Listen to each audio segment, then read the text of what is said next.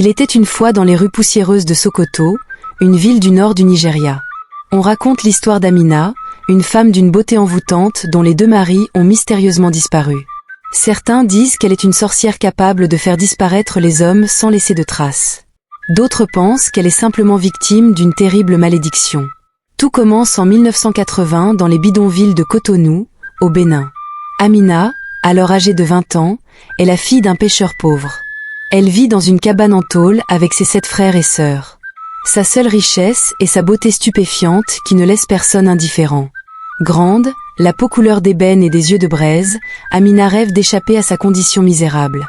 Un jour, alors qu'elle vend du poisson au marché de Dantokpa, elle croise le regard d'Ousmane, un riche homme d'affaires nigérian de passage à Cotonou. C'est le coup de foudre. Ousmane est subjugué par la beauté d'Amina. Il décide de l'épouser sur le champ et de l'emmener vivre avec lui à Lagos. Pour Amina, c'est le début d'une nouvelle vie faite de luxe et de paillettes. Amina et Ousmane menaient une très belle relation amoureuse. Quelques années plus tard, le couple a 2 filles. Mais rapidement les choses se dégradent, Amina s'ennuie. Elle multiplie les tromperies, au grand désespoir d'Ousmane qui l'aime passionnément. Après 10 ans de mariage, Ousmane décide de quitter Lagos pour s'installer à Abidjan en Côte d'Ivoire avec ses filles. Il espère ainsi échapper à l'emprise d'Amina ainsi de refaire sa vie. Mais celle-ci le retrouve quelques mois plus tard. C'est alors qu'Ousmane disparaît mystérieusement, sans laisser de traces. Amina explique à la famille d'Ousmane qu'il s'est suicidé, rongé par la dépression. Elle montre même une lettre d'adieu, écrite de la main d'Ousmane. Mais certains détails troublants sèment le doute. La lettre semble être falsifiée. De plus, Ousmane n'avait jamais montré de tendance suicidaire auparavant. Malgré les soupçons, personne n'ose accuser ouvertement Amina. Elle reste proche de la famille d'Ousmane, les appelle régulièrement pour prendre des nouvelles. Avec le temps, tout le monde finit par accepter la thèse du suicide. 20 ans plus tard, en 2002, Amina refait sa vie à Sokoto avec Ibrahim, un riche commerçant de la ville. À 52 ans, elle a gardé sa beauté légendaire qui continue de fasciner les hommes. Ibrahim est fou amoureux d'elle. Mais l'histoire semble se répéter. Ibrahim disparaît subitement lors d'un voyage d'affaires au Ghana. Amina explique qu'il est poursuivi par des bandits et qu'il a dû se cacher. Elle montre même des messages vocaux prouvant qu'Ibrahim est toujours en vie.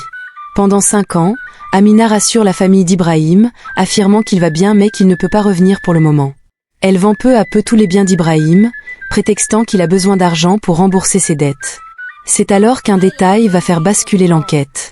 Un ingénieur de Kumasi, au Ghana, contacte la police. Il avoue avoir fabriqué de faux messages vocaux à la demande d'Amina, pour faire croire qu'Ibrahim était toujours vivant. La police décide alors de rouvrir l'enquête sur la disparition d'Ousmane 20 ans plus tôt. De troublantes similitudes apparaissent entre les 2 affaires. Les faux messages, la vente des biens, les explications peu crédibles d'Amina. Confrontée aux enquêteurs, Amina nie farouchement toute implication. Elle maintient qu'Ousmane s'est suicidé et qu'Ibrahim se cache. Mais les preuves s'accumulent contre elle.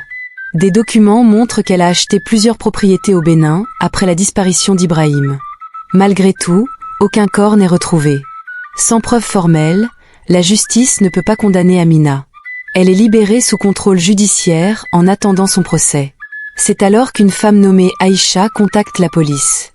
Elle explique que son mari, un riche industriel, a quitté le domicile conjugal il y a quelques mois pour vivre avec la fille d'Amina. Aïcha craint que son mari ne soit la prochaine victime. Que s'est-il vraiment passé? Amina est-elle une tueuse en série qui élimine froidement ses maris pour s'enrichir? Ou est-elle victime d'une terrible malédiction qui frappe les hommes qui l'approchent? La vérité est bien plus sombre et terrifiante. En réalité, Amina est une adepte de la magie noire, initiée dès son plus jeune âge par un puissant sorcier de Cotonou. Elle a le pouvoir de charmer les hommes et de les faire disparaître sans laisser de traces. Pour Ousmane, son premier mari, Amina a utilisé un poison traditionnel indétectable, extrait d'une plante de la forêt béninoise. Elle l'a lentement empoisonné pendant des mois, le rendant de plus en plus faible et dépressif. Le jour de sa disparition, elle l'a achevé en lui faisant boire une dernière dose mortelle. Puis elle a fait appel à des adeptes d'une société secrète pour faire disparaître le corps. Ceux-ci ont découpé le cadavre en morceaux avant de le jeter au crocodile sacré d'un village vaudou. Il ne restait plus aucune trace d'Ousmane. Pour Ibrahim, Amina a utilisé une technique encore plus macabre. Lors de leur voyage au Ghana, elle l'a attiré dans un lieu isolé en prétextant une surprise romantique. Là, elle a pratiqué un rituel vaudou pour le marabouter. À l'aide de puissantes drogues et d'incantations, elle a plongé Ibrahim dans un état de mort apparente. Son cœur battait à peine, sa respiration était imperceptible. Amina a ensuite enfermé le corps dans un cercueil caché dans les fondations d'une maison en construction. Ibrahim est resté ainsi pendant des mois, ni vraiment mort ni vraiment vivant, prisonnier de son propre corps. Amina renouvellera régulièrement le sortilège pour le maintenir dans cet état. Elle se délectait de le voir souffrir, consciente mais incapable de bouger ou de parler. Finalement, quand elle n'a plus eu besoin de lui, Amina a achevé Ibrahim en lui injectant un poison mortel. Elle a ensuite fait dissoudre le corps dans de l'acide avant de disperser les restes dans la savane. Ces meurtres n'étaient que le début pour Amina. Son but ultime était d'acquérir plus de pouvoir en sacrifiant des hommes riches et influents. Chaque meurtre renforçait sa puissance occulte. Elle utilisait ensuite cette puissance pour envoûter d'autres hommes fortunés, les manipuler et s'enrichir. C'est ainsi qu'elle avait réussi à bâtir un empire financier occulte, possédant des véritables propriétés et des comptes bancaires dans plusieurs pays d'Afrique de l'Ouest. Sa fille aînée, Fatou, était son bras droit. C'est elle qui séduisait les hommes riches pour les attirer dans les filets d'Amina. Le dernier en date, le mari d'Aïcha, était leur prochaine victime.